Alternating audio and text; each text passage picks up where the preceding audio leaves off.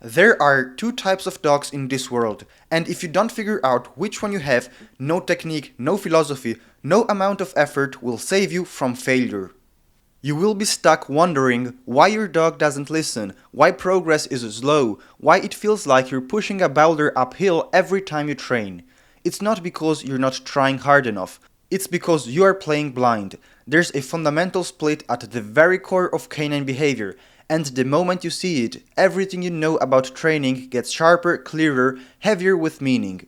Every decision you make, every move, every correction, every reward, it either amplifies your dog's potential or traps him inside a misunderstood energy. So today I'm going to show you why understanding this is the real starting line and why missing it costs you more than you can imagine. At the root of everything, you need to understand this. Dogs are not blank slates. They come into this world already wired a certain way, and it's your job to see the truth of what's in front of you. On one side, you have energy independent dogs.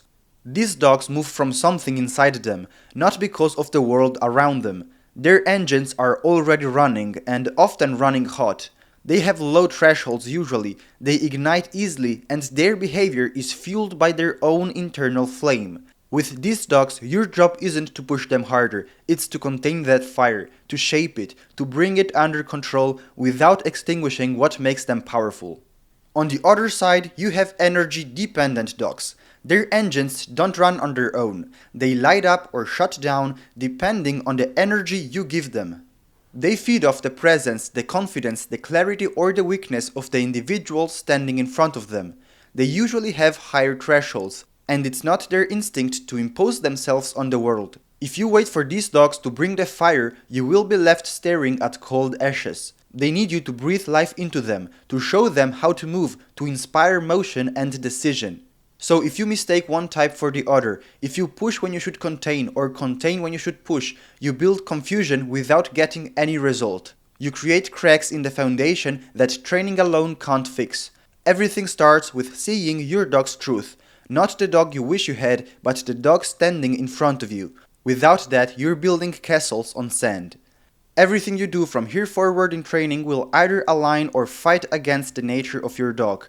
And that alignment starts with understanding this split. This isn't just a nice insight, it's the foundation that defines what will happen and what will never happen between you and your dog.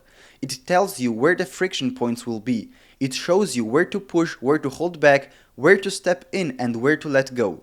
Without this awareness, you aren't training a dog, you're fighting nature, and when you fight nature, it's unlikely to come out on top. Beyond training, this energy distinction even shapes the life your dog is built to live.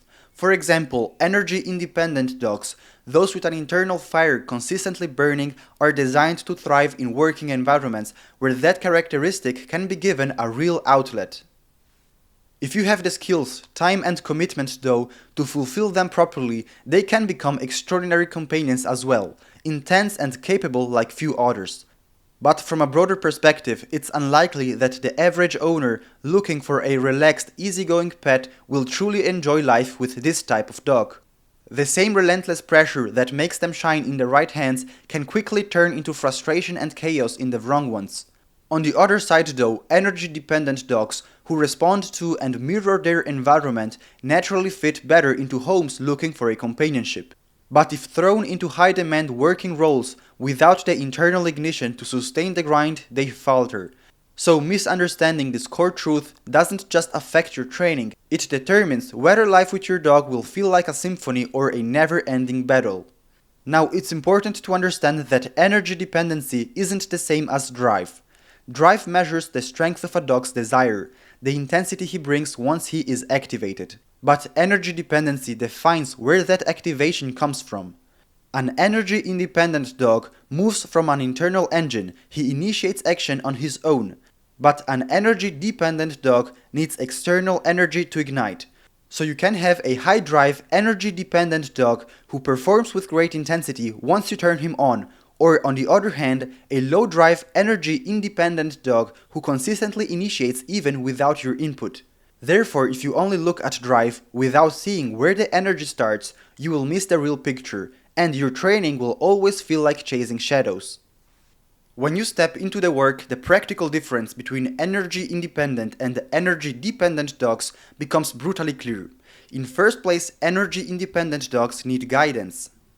They need a hand that helps them channel their will without shutting it down. They don't need to be consistently pushed, they need to be consistently or often directed. They need to feel that their energy, their intensity has a place to go that makes sense, that's rewarding, that builds mastery instead of chaos. So your job with them is not to create the engine, it's to build the road and keep it clear. Energy-dependent dogs, on the other hand, need something different. They need a source, a force they can plug into and draw from.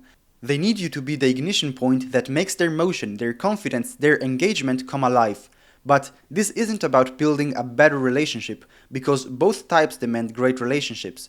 It's about recognizing that for the energy-dependent dog, the relationship itself is the activation point, as without it, without clear direct energy feeding into them, they don't just slow down, they could stall completely. Understanding these differences in real tangible ways is what separates a trainer who plays with surface level behavior from a trainer who shapes spirit and performance at the core. And at the end of the day, that's what real dog work is about. Not just shaping actions, but shaping beings. So if you want to dive deeper into what really matters in dog training, make sure to subscribe, as there's a lot more coming. I will see you in the next one.